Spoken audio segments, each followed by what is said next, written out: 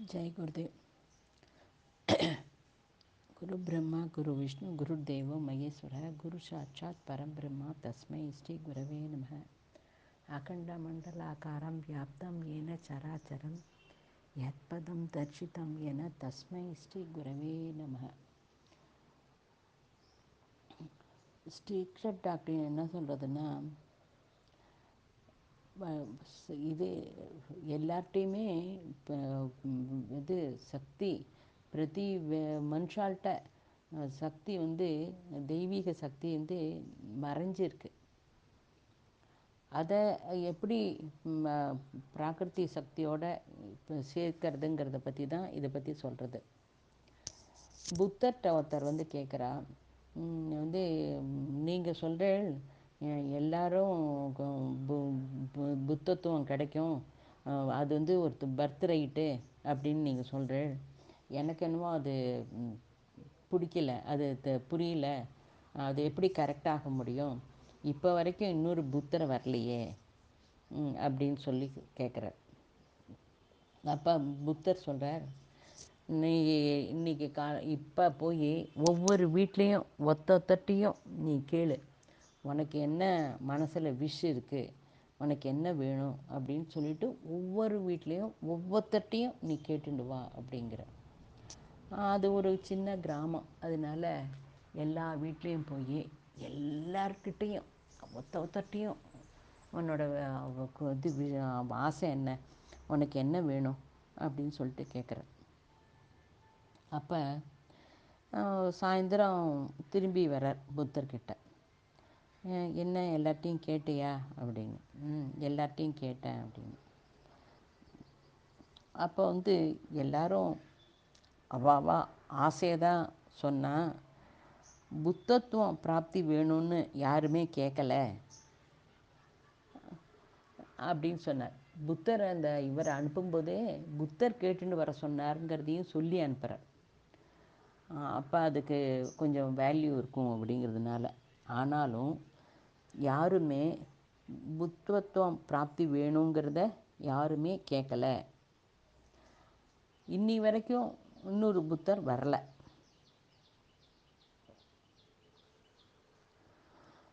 கிறிஸ்து ஒருத்தர்கிட்ட சொல்கிறேன். கிறிஸ்து காலத்தில் கிறிஸ்து இப்படி ரோட்டில் போயிட்டு இருக்கும்போது ஒரு வீட்டு மாடியில் இருந்துட்டு, ஒன்றால் தான் நான் கஷ்டப்பட்டேன், ஒன்றால் தான் நான் அவஸ்தைப்படுறேன், அப்படி இப்படின்னு சொல்லி எல்லாம் என்னென்ன திட்டு உண்டோ அத்தனை திட்டும் திட்டுறேன். அப்போ கிருஷ்ணர் கிறிஸ்து அவருக்கு கண்ணு தெரியாது, யார் திட்டினாரோ அவருக்கு ஒன்றும் கண்ணு தெரியாது. கிரைஸ்ட் அவரை பார்த்த உடனே கண்ணு வந்துடுது. அப்போ கண் இருக்கிறதுக்கு இல்லாமல் இருக்கிறதே நல்லதுன்னு சொல்லி சொல்கிறாங்க.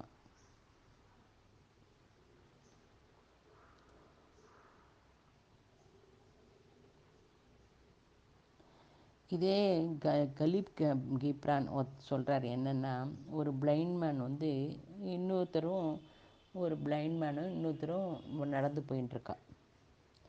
அப்போ நடந்து போயின்ட்டுருக்கும்போது இந்த பிளைண்ட் மேன் ஒரு கழி வச்சுட்டு நடந்துட்டுருக்கா. ஒரு காட்டுக்கு போகிறான். காட்டுக்கு போனாக்கா காட்டு இருடாக இருக்குது. ஆனால் விடிக்காலம்புற சீக்கிரம் வெளிச்சம் வந்துடுறது. வெளிச்சம் வந்துடுச்சுன்னா அந்த பிளைண்ட் மேன் கழியை பிடிச்சிக்கிறதுக்கு பதிலாக வேறு ஒன்று கெட்டியாக பிடிச்சிட்டுருக்க. அது வெறப்பாக இருக்குது, கெட்டியாக இருக்குது, ஸ்மூத்தாக இருக்குது, லெங்க்த்தியாக இருக்குது. அதை பிடிச்சிட்டு இந்த ஃப்ரெண்டை எழுப்புறார். ஃப்ரெண்டுக்கு கண்ணு தெரியும். அவர் பார்த்துட்டு, என்ன பிடிச்சிட்டுருக்க அப்படின்னு கேட்கும்போது, இந்த பிளைண்ட் மேனுக்கு தோன்றது, நம்ம நன்னா பிடிச்சிட்டுருக்கோம், நம்மளை பார்த்து அவனுக்கு பொறாமையாக இருக்குது, அதனால நீ பொறாமைனால நீ அதை விட்டுடுன்னு சொல்லி சொல்கிறான் அப்படின்னு சொல்லிட்டு கேட்குறான். இதனோட உள் அர்த்தம் தெரியாமல் அவன் அதை பிடிச்சிட்டுருக்கா. உடனே வெயிலும் வந்துடுறது. அப்புறம் பிடிச்சிட்டுருக்கிறது ஒரு பாம்பு. அது இந்த வெயில் பட்ட அந்த சூடுக்கு அது என்ன பண்ணணுமோ அதை அப்படியே பண்ணிடுது. எப்போதுமே ஃபண்டமெண்டலாக நம்ம என்ன நினைக்கணும் அப்படின்னா, நம்மளும் அப்படி தான் இருக்கோம். மனசு எங்கே சோர்ந்து போகிறதோ, ரொம்ப மனசு ஒரு மாதிரி சோர்ந்து இனிமேல் இதனால் பண்ண முடியாது அப்படின்னு சோர்ந்து போகும்போது, நம்மக்கிட்ட இருக்கிற திவ்யமான சக்தி வந்து வெளியில் வரும். அந்த சக்தி இது நம்ம உபயோகப்படுத்திக்கணும். சயின்டிஸ்ட்டும் இந்த டிஸ்கவரிலாம் கூட இப்படி தான். அவளும் கண்டுபிடிச்சு கண்டுபிடிச்சு சோர்ந்து போகும்போது ஒரு அனுபூதி வருது.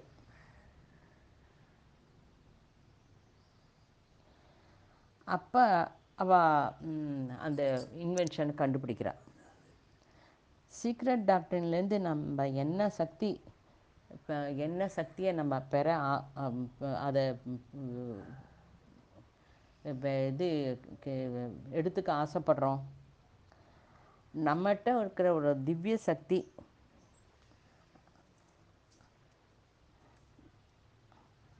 அது அதே வெளியில் வரும்.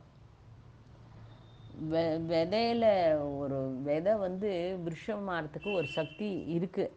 அந்த சக்தி எங்கே இருக்குது? அதை எப்படி நம்ம மனசில் கிராஸ்ப் பண்ணிக்கிறது, அதை எப்படி உபயோகப்படுத்திக்கிறது?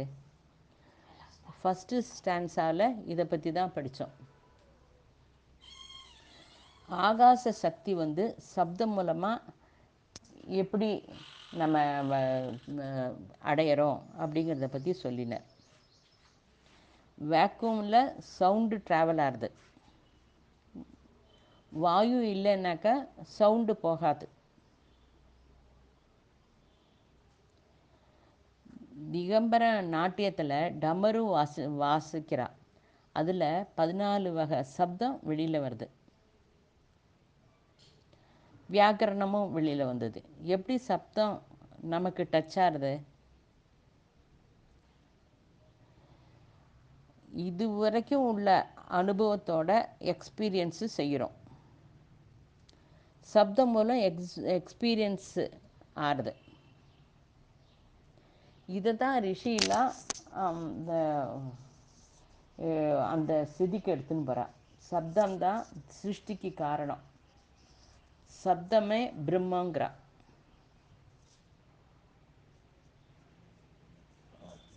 சயின்டிஸ்ட் எல்லாருமே லைட்டை விட சிருஷ்டிக்கு சவுண்டு தான் ரொம்ப முக்கியம் அப்படின்னு சொல்கிறா. நிரந்தரமாக அதை மனசில் செஞ்சுட்டே இருக்கணும். நம்ம சப்த உற்பத்தி நம்மகிட்ட எங்கேருந்து எப்படி வர்றது? அது சப்தமாக வெளியில் வந்தப்பறம் அது வந்து அந்த இருக்கிற சூழ்நிலைக்கு ஏற்றபடி ரூபம் ஆறுது.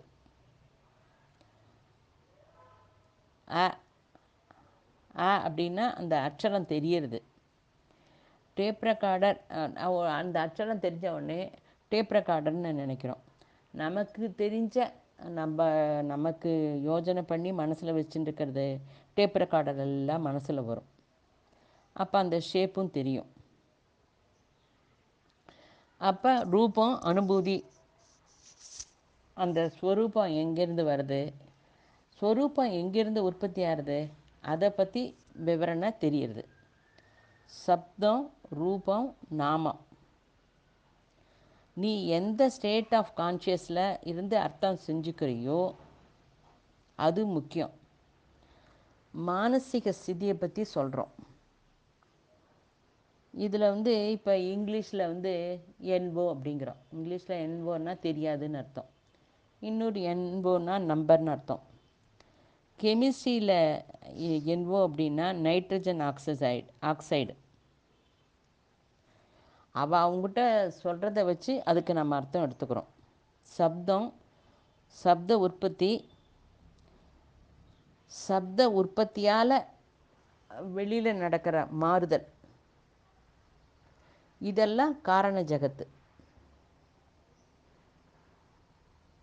நம்ம சாப்பாடு சாப்பிட்றோம், சாப்பிட்ட உடனே அது ஜீரணம் ஆயிடுறது. அது எப்படி ஜீரணம் ஆகுதுன்னு நமக்கு தெரியாது. ஆனால் உள்ளே போய் அது சிஸ்டமேட்டிக்காக நமக்கு ஆகாரம் ஜீரணம் ஆயிடுறது. கண்ணில் பார்க்குறோம், அது என்ன கலர், அந்த ரூபம் எப்படி தெரியுறது? உங்ககிட்ட அந்த சக்தி எங்கே இருக்குது?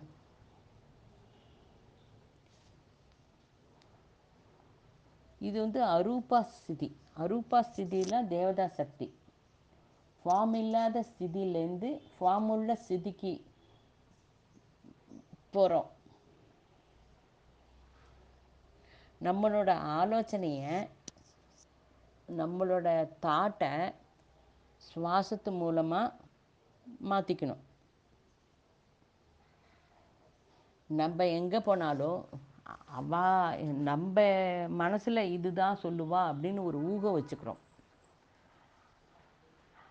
நம்ம என்ன கேட்கணுங்கிறத விட அவள் சொல்கிறத நம்ம கிரகிச்சுக்கணும். அது ரொம்ப முக்கியம். நம்ம எப்போதும் நமக்குள்ளே ஒரு ஊகம் பண்ணி ஒரு அபிப்பிராயம் வச்சுட்டு அதுதான் இருக்கும்னு நினச்சிக்கிறோம். அது ரொம்ப தப்பு. இப்போ வந்து இதே இன்ட்ராக்ஷனுங்கிறது எப்படி மாற்றிக்கிறதுன்னு, இது இப்போ நம்ம உடம்புல லிவர் இருக்குது. One who lives liver. அது வந்து அந்த லிவருங்கிற பார்ட் வந்து நம்ம உடம்புல இருக்க, அது எங்கேயாவது இதாச்சுன்னா கூட கொஞ்சம் கட் பண்ணாலும் மறுபடியும் அது வளர்ந்துடும். அதில் எப்படி மாறுதல் வருது அதை நம்ம அப்சர்வ் பண்ணணும். இப்போ வந்து சந்தியா காலம் ரொம்ப முக்கியம்.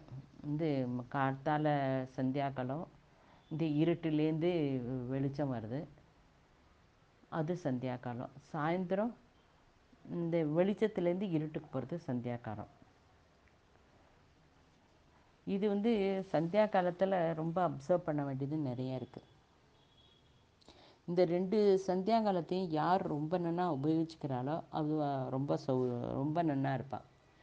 இப்போ ராத்திரி செஞ்ச பாவம்லாம் காத்தால செய்கிற சந்தியாவதனத்தில் போயிடுறது. டே ஃபுல்லாக செஞ்ச இது வந்து சாயந்தரம் சந்தியாவந்தனம் பண்ணுறதுல போயிடுறது. கபீர் இதுக்கு ஒரு இது சொன்னார், ஒரு வேர்டு சொன்னார். நம்ம வந்து ராத்திரி படுத்துக்கும்போது ஒரு போர்வை போத்திக்கிறோம். அதாவது இந்த ஜீவன், நான் இந்த உலகத்துக்கு வந்தேன், நான் அதை அப்படியே போர்வையை அப்படியே தரிப்பு தரேன் அப்படிங்கிற அர்த்தத்தில் அவர் சொன்னார். இது வந்து என்ன செஞ்சால் இது மாதிரி நடக்கும்? நித்ராஸ்தியிலேருந்து ஜாக்கிரத அவஸ்தைக்கு போகிறோம். அதாவது ராத்திரி தூங்கிட்டு எழுந்திருக்கிறோம், அப்போ வந்து நித்ரை நல்ல சவுண்ட் ஸ்லீப்பாக இருக்குது. அப்போ ஜாகிரதை முழிப்பு வரணும், ஆனால் இன்னும் முழிப்பு வரல. இப்போ மனசுக்குள்ளேயே நினச்சிக்கிறோம், எழுந்திருக்கலாமா வேண்டாமா அப்படின்னு. இது பிரம்மாஸ்திதி. அப்போ வந்து ஹ ஹா ஹி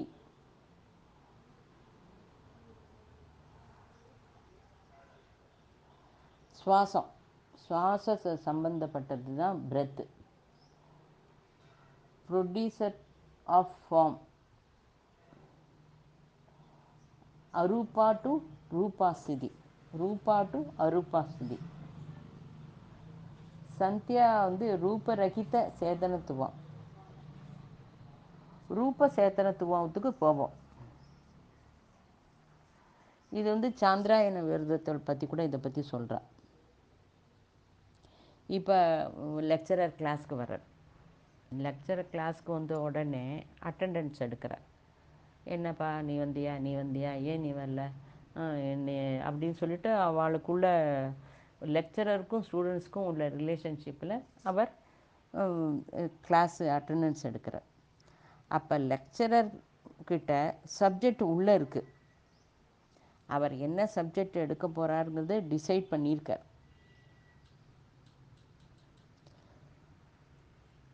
அப்போ அந்த கிளாஸில் இருக்கிற பசங்களோட ஒரு இதை மூஞ்சி பார்த்து அவளுக்கு எப்படி சொல்லித்தரணுமோ அப்படி அவர் கிளாஸ் எடுப்பார்.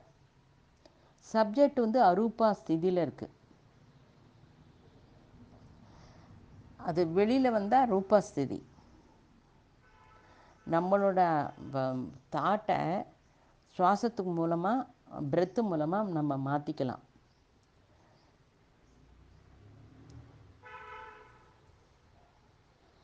ஒரு லேடி வந்து சுவாமிஜிட்ட, இது சாமி நித்திரையில் வந்து சமாதி ஸ்திதி வரல அப்படிங்கிற. அப்படியா, ஒன்றும் இல்லைம்மா, சுவாசத்தை கவனி, தூக்கம் வரும், பிரெத்தை இது பண்ணி தூங்கு அப்படிங்கிற. தேவ மாத்திரைங்கிறது ஒரு பதம். மனசில் இருக்கிற ஆலோசனை அதுதான் வாக்கு ரூபம் ஆறுது. வாக்கையே மாற்றிக்கலாம். நம்ம ஜபம் செய்யும்போது பிரெத்தை மாற்றிக்கணும். எப்போ சாதனையை நம்ம முதல்ல ஆரம்பித்தோமோ அப்போ தாட்டு வந்து நிற்கவே இல்லை, கண்டினியூஸாக வந்துட்டே இருக்குது. சில சமயம் என்னென்னா ரொம்ப மோசமான தாட்டெல்லாம் வருது. ஐயோ, நம்ம இப்படிலாம் நினைக்கவே இல்லையே, இவ்வளோ நீச்சமாக மட்டமாக நினைக்க தோன்றதே அப்படின்னு சொல்லி தோணும். அது நேச்சுரல், அதுக்காக பயப்பட வேண்டாம். நம்ம சாதனை செய்ய செய்ய நம்ம மானசீக ஸ்திதி மாறும்.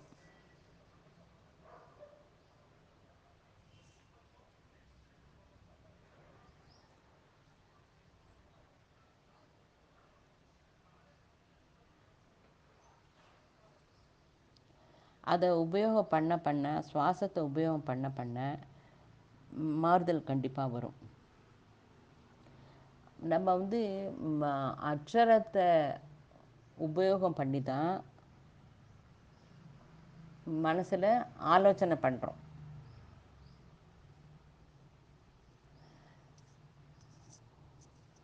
இதில் ஒரு ரகசியம் இருக்குது.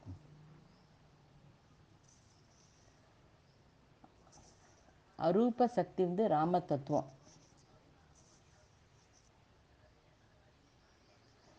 அது ரூபம் கொடுக்கறது, ரூப சக்தியை மறந்துட்டோம் நம்ம. மந்திரம் வந்து சில பேருக்கு பலிக்கலை அப்படின்னா உடனே குருவை மாற்றணும், வந்து இந்த சாதனை பூர்வம் அப்படின்னு நினைக்கிறோம். நீ வந்து உன்னோட சுவாசத்தை மாற்றிக்கணுங்கிறத அதை மறந்துட்ட. நோ டிஃப்ரென்ஸு வந்து வாக்குக்கும் பிரெத்துக்கும். இது லலிதா சஹஸ்ரநாமத்தில் சாப அனுகிரக காரிணின்னு வருது. இந்த சுவாசத்தை மாற்றினா நம்ம வாக்கு மாறும். அதுவே சுற்றுப்புற நம்மளை சுற்றி இருக்கிறதுக்கும் மாற்றிக்க சௌரியப்படும். சுவாசந்தான் வாக்கு, வாக்கு தான் சுவாசம். வாக்குனால தான் ரூபம் ஏற்படுறது.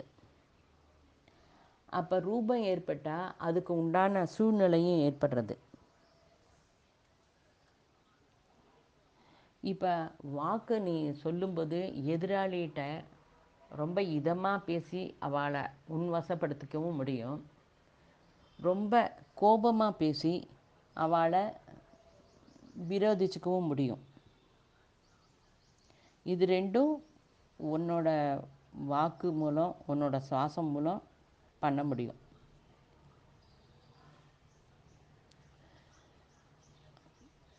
வாக்கு தான் மெயின். வாக்குக்கு எது ரொம்ப இது காரணம் அப்படின்னா சுவாசம்.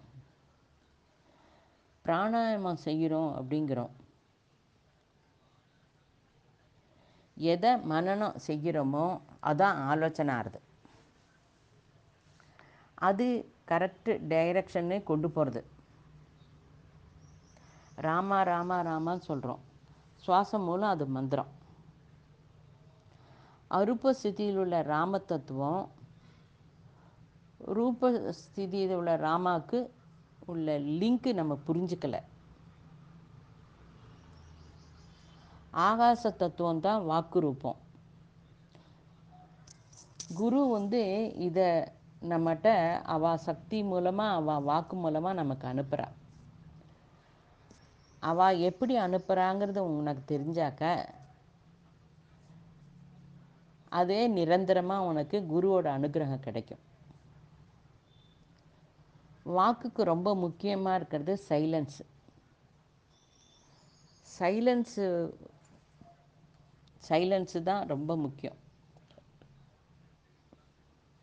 பைதாகரஸ் அகாடமியில் 5 வருஷம் சைலன்ஸாக இருக்கிறவள தான் அந்த அகாடமிலேயே சேர்த்துப்பாடாம். இல்லைன்னா சேர்த்துக்க மாட்டான். இப்போ ஒரு குருட்ட போய் பாட்டை பற்றி நிறைய ராகம் இருக்குது அப்படின்னு சொல்லி ஒருத்தர் சொல்கிறார். அப்போ அவர் சொல்கிறார், கொஞ்சம் இருப்பா, நிசப்தத்திலேருந்து தான் எல்லாம் வருது. நிசப்தத்துக்கு பின்னாடி நிறைய பங்க்சுவேஷன்லாம் போடுறோம். நிச்சய அதுலேருந்து தான் வாக்கு ரூபம் தரோம் அப்படின்னு சொல்கிறார். எங்கே வேர் வாஸ் சைலன்ஸ்? நீ முதல்ல மௌனமாக இருக்க தெரிஞ்சுக்கோ. இந்த இந்த இந்த சைலன்ஸை மௌனமாக இருக்கிறதுக்கு அந்த இந்திரியம் எங்கேருந்து எங்கே இருக்குது? வாய்ஸ் ஆஃப் சைலன்ஸ் அப்படின்னு சொல்கிறேன். தட்சக அப்படின்னு சொல்லிட்டு ஒரு வார்த்தை புராணத்தில் கேட்குறோம். தட்சகனும் இந்திரனும் ரொம்ப பிராண ஸ்நேகிதா. நீ சுவாசத்தை மாற்றிக்கிறதுக்கு தான் ஜபம் பண்ணணும் அப்படிங்கிறா.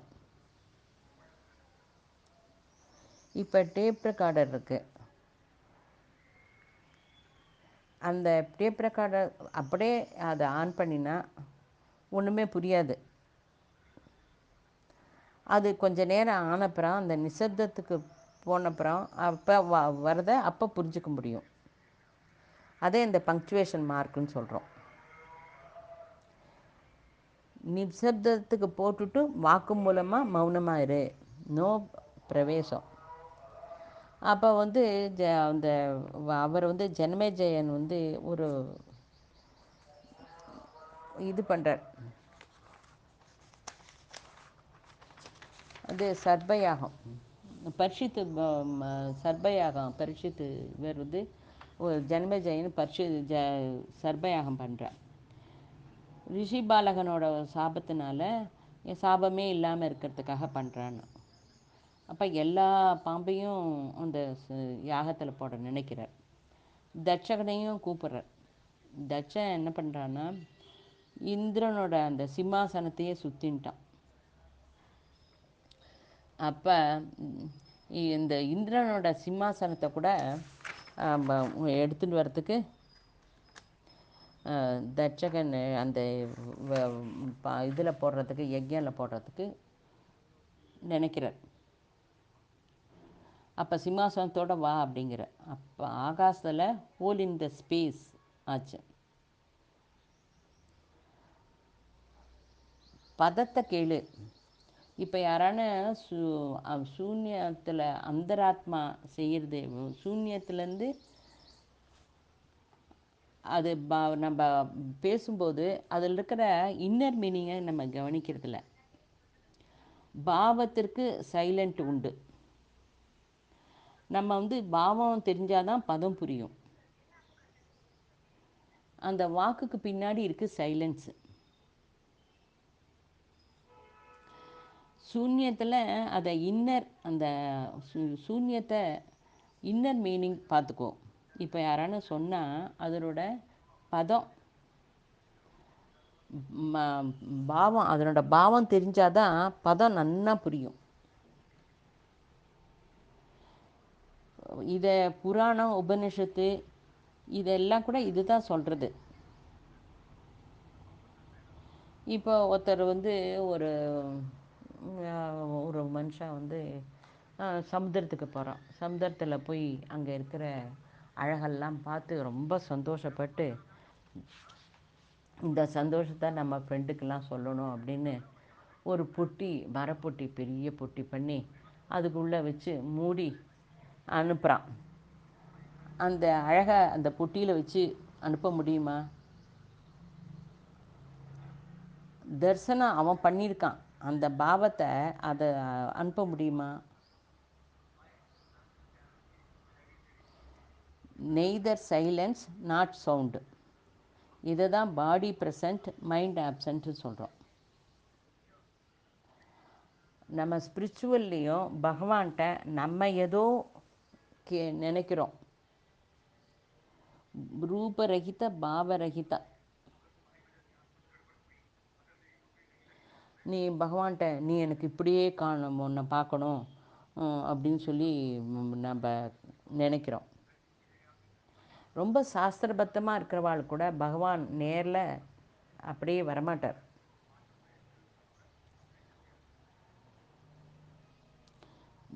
We are connecting sound. நம்ம எப்பவும் தாட் இல்லாமல் இருக்கோமா? காசியில் வந்து ஒரு பக்தர் இருந்தார். அந்த நாமதேவன் ஒருத்தர். அவள் அப்பா வந்து பூஜாரி தான். அவர் ஒரு நாளைக்கு வெளியில் போகிற மாதிரி அவசரம் இருந்தது. அப்போ புள்ளேட்ட சொல்கிறார், வந்து நான் வெளியில் போகிற மாதிரி இருக்குப்பா, சுவாமிக்கு பூஜை பண்ணணும், நீ வந்து சாப்பாடு சாமிக்கு எடுத்துன்னு போய் பூஜை பண்ணு அப்படிங்கிற. அந்த குழந்தைங்க ரொம்ப ஆசையாக ஓகே ரொம்ப சந்தோஷமாக பண்ணுறேன்ப்பா அப்படிங்கிறது. அவள் அம்மா அன்றைக்கி கோயிலுக்கு வர முடியாத சூழ்நிலை. அந்த குழந்தை சாப்பாடு எடுத்துன்னு போய் சாமிகிட்ட வச்சுட்டு திரையை போட்டுட்டு சாப்பிடுங்கோ சாமி வந்து சாப்பிட்ணுன்னு கேட்குறது. வரவே இல்லை. ஐயோ நான் இதை எடுத்துன்னு போனால் எங்கள் அம்மா என்னை கூச்சிப்பா, நீ வந்து சாப்பிட்லன்னு அப்படின்னு சொல்லிட்டு தலையை முட்டி முட்டி முட்டி பண்ண உடனே பகவான் குழந்தையோட பக்திக்கு இறங்கி வந்து சாப்பிட்டுட்டார். இது ஒரு 2-3 மணி நேரம் ஆகிடுது. அவள் அம்மா அங்கேருந்து வந்துட்டு, என்ன இது இன்னுமா நைவேத்தியம் பண்ணலனே, இன்னும் வரலையே அப்படின்னு சொல்லிட்டு கூப்பிட்றான். அப்போ வந்துட்டு அந்த பையன் வந்து சாமி வந்து சாப்பிட்டுட்ட அப்படிங்கிறா. அம்மா நினைக்கிறா, சாமிக்கு எப்போதும் சாமிக்கு வச்சுட்டு கொண்டு வருவா, சாமியை சாப்பிடாது, நம்ம அதை சாப்பிட்றோம் அப்படின்னு. அதாவது பக்தின்னா அந்த குழந்தை நிஜமாகவே சாமி வந்து சாப்பிட்ணும், சாமி வந்து சாப்பிடுவாருங்கிறத நிஜமாக நம்பினா நினச்சா. அந்த நம்பிக்கை நமக்கெல்லாம் கிடையாது.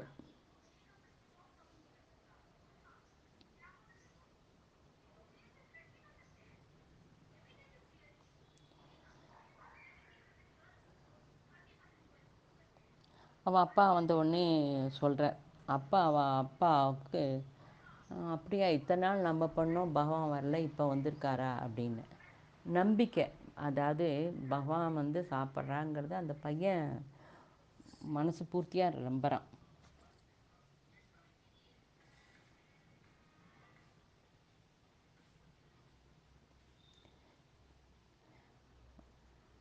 இது கும்பகம்னு ஒரு பிரக்கிரியை இருக்குது.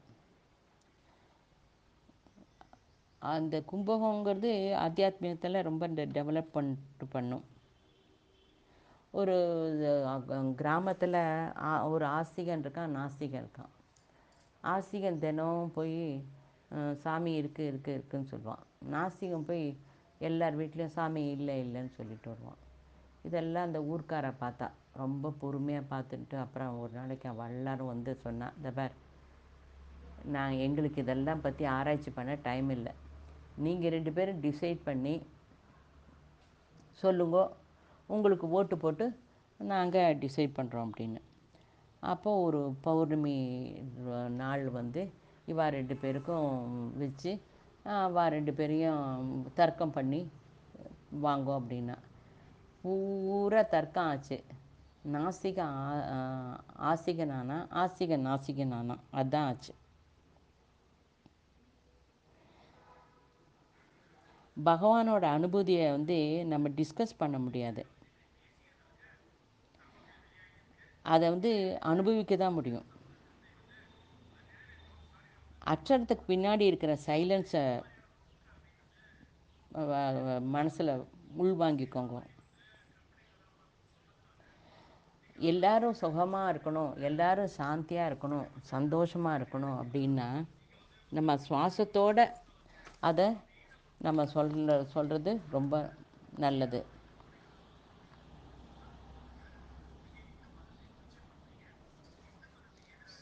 स्वस्ति प्रजाभ्य परिपालयन्तां न्यायेन मार्गेण महीमहीसाः गोब्राह्मणेभ्यो शुभमस्तु नित्यं लोकाः समस्ता सुखिनो பவந்து சொல்கிறேன்.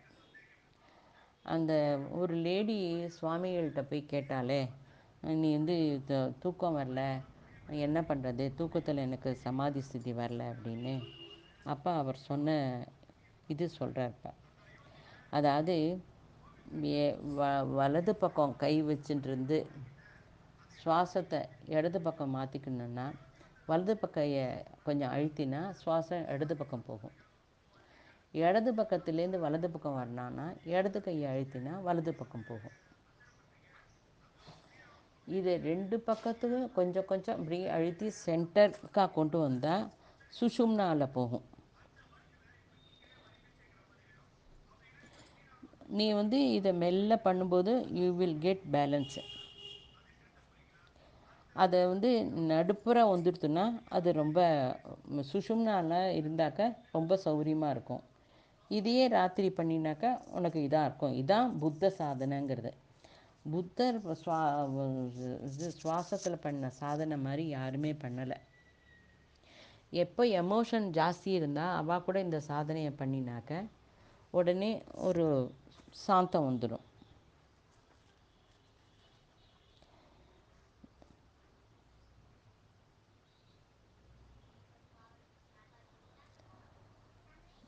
ஜெய் குருதேவ்.